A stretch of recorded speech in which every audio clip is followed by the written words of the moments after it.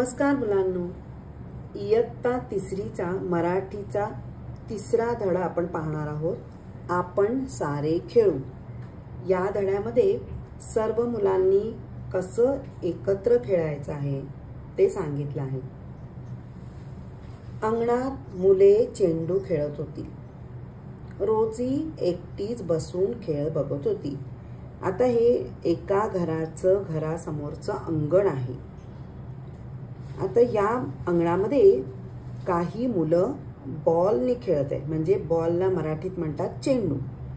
आणि ही मुलगी आहे, हिचं नाव आहे रोजी. हिला चालता येत नाही म्हणून ही बघा काठ्या वापरते, म्हणून हिला कोण खेळायला घेतच नाही. म्हणून ती काय करते, ही मुलं कशी खेळताय ते बघत बसले. बिचारी कोणी तिला खेळायला घेत नाही म्हणून तिला थोडंसं वाईट वाटते. थोड्या वेळाने काय होतं, रोजीची आई अंगणात आली. ती म्हणाली, रोजीला खेळायला घ्या ना, ती एकटीच बसून आहे. रोजी बघा एकटीच बसली आहे. तेवढ्यात आई येते आणि आई म्हणते की माझ्या मुलीला खेळायला घ्या, रोजी एकटीच बसली आहे. म्हणजे तिने पाहिलं की माझी रोजी एकटीच बसली आहे आणि मुलं एकटेच खेळतायत, माझ्या मुलीला कोण खेळायला घेतच नाही. म्हणून तिला वाईट वाटलं, म्हणून तिने मुलांना सांगितलं. पण त्याबरोबर एक मुलगी काय म्हणाली तिच्या आईला बघा. एक मुलगी म्हणाली, तिच्या बरोबर कसं खेळायचं, तिला तर नीट चालता येत नाही. हे ऐकून रोजीच्या आईला वाईट वाटलं. ती घरात परत गेली. आता आपल्या मुलीला कोणी काय म्हटलं तर वाईट वाटणारच. आपल्या मुलीला किंवा आपल्या मुलाला कोणी काय बोललं तर आईला हे वाईट वाटतंच. आता त्याच्यानंतर काय होतं की रोजी कधी खेळाकडे तर इकडे तिकडे बघू लागली. आता बसून काय करणार म्हणून इकडे तिकडे बघते, खेळाकडे बघतेय, कारण तिचा वेळही जात नाहीये. आता पुढे काय होतं बघूया. कुत्र्याचं एक पिल्लू अचानक रोजीकडे आले. रोजीने पिल्लाकडे पाहिले. अय्या, किती गोंडस पिल्लू आहे हे. तिने आईला हाक मारली, आई लवकर बाहेर ये ना. आता रोजी एकटीच बसलेली असताना तिथे एक छोटंसं कुत्र्याचं पिल्लू येत आहे आणि ते बघून ती खुश झाली. आणि किती सुंदर पिल्लू होतं. आणि म्हणून ती आपणच म्हणाली की अरे किती छान आणि गोंडस पिल्लू आहे. आणि पटकन तिने आपल्या आईला हाक मारली. या चित्रात बघा आई आली आहे. आता काय म्हणते बघा आई बाहेर आली, पिल्लाला पाहिले, त्याला कुरवाळले. आई आपण हे पिल्लू आपल्याकडेच ठेवूया, रोजी म्हणाली. आता पिल्लू बघितल्यानंतर आईने त्या पिल्लाला जवळ घेतले, कुरवाळले म्हणजे लाड केले. आपल्याकडे आपण एखादं छोटं बाळ घरी आलं तर आल्यानंतर आपण त्या बाळाला घेतो, लाड करतो. त्याप्रमाणेच एक छोटंसं पिल्लू त्या रोजीकडे आलंय. ते पाहून आईने लगेच त्याला उचललं आणि त्याचे लाड केले. आणि मग रोजी काय म्हणाली, आई हे आपण पिल्लू आपल्याकडेच ठेवूया. त्यानंतर रोजी आणि आई त्या पिल्लाला घरात घेऊन आले. आता आई रोजीला काय सांगते बघा, रोजी पिल्लू खरंच खूप गोंडस आहे, ते आपल्याकडेच ठेव, ते तुझ्या बरोबर खेळेल. तू पिल्लाकडे लक्ष ठेव, तू त्याला रोज खाऊ पिऊ घाल, म्हणजे त्याला तुझा लळा लागेल. मी तुला मदत करेन, आई म्हणाली.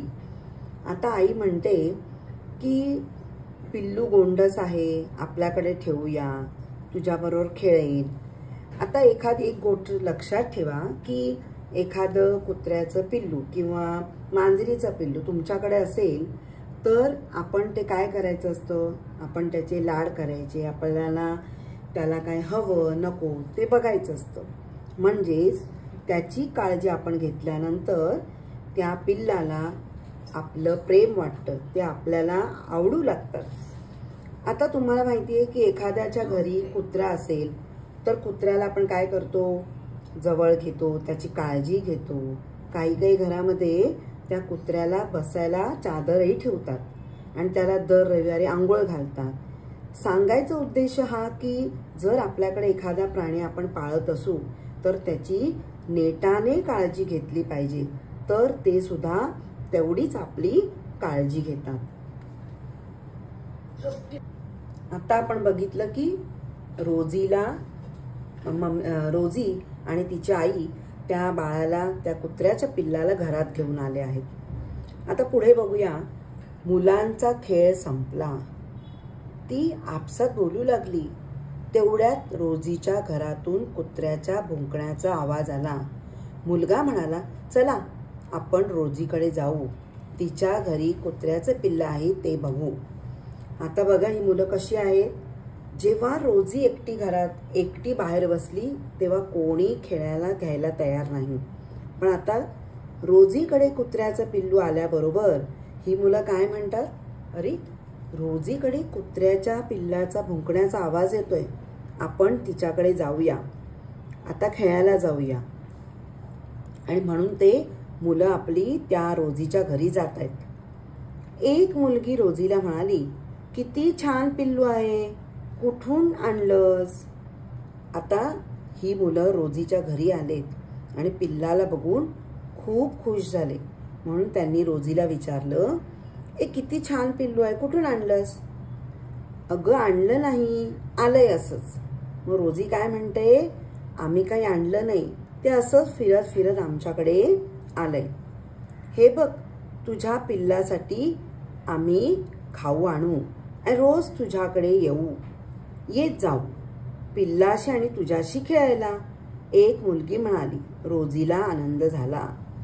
म्हणजे त्यांनी काय सांगितलं, आम्ही तुझ्या पिल्लासाठी खाऊ आणू आणि तुझ्याबरोबर आणि त्या पिल्लाबरोबर आम्ही रोज खेळायला येऊ. हे ऐकून रोजीला खूप आनंद झाला की आता या पिल्लामुळे माझे मित्र माझ्या घरी येतील आणि माझ्याबरोबर खेळतील. हे ऐकून तिला खूपच बरे वाटले. बरं झालं रोजी, या पिल्लामुळे तुला सगळ्यांबरोबर खेळायला मिळेल, आई म्हणाली.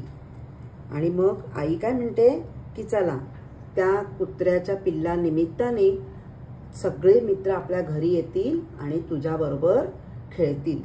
हे बघून आईला पण खूप आनंद झाला. आता या पूर्ण पाठामधून आपल्याला काय शिकायचं आहे की एखादी मुलगी किंवा एखादा मुलगा त्याला जर चालता येत नसेल किंवा हालचाल करता येत नसेल तर अशांना आपण अवॉइड करायचं नाही, म्हणजे त्यांना बाजूला सारायचं नाही, कारण ते आपल्यासारखीच माणसं असतात. अवयव नाही म्हणून त्यांना इग्नोर किंवा असं दाखवायचं नाही की तू आमच्या बरोबरचा नाही आहे, वेगळा आहे, असं मुळीच दाखवायचं नाही, कारण ते सुद्धा आपल्यासारखे माणसंच असतात. म्हणजे त्यांना आपल्याबरोबर आपण खेळायला घ्यायचं असतं. शाळेत म्हणा किंवा तुम्ही मैदानात खेळताय तर आपल्यासोबत घ्यायचं.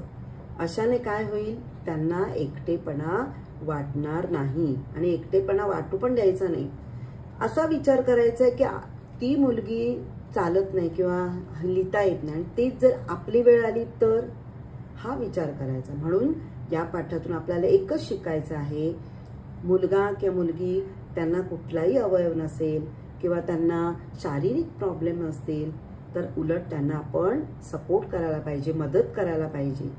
तर आपण सच्चे मित्र समजू शकतो, सच्चे मित्र आहात हे दाखवलं जातं. ठीक आहे. तर हा व्हिडिओ तुम्हाला आवडला असेल तर तुम्ही तुमच्या मित्रमंडळींना शेअर करा, लाईक करा आणि सबस्क्राईब करा आणि काही प्रश्न असतील तर कमेंट्स करा. थँक्यू.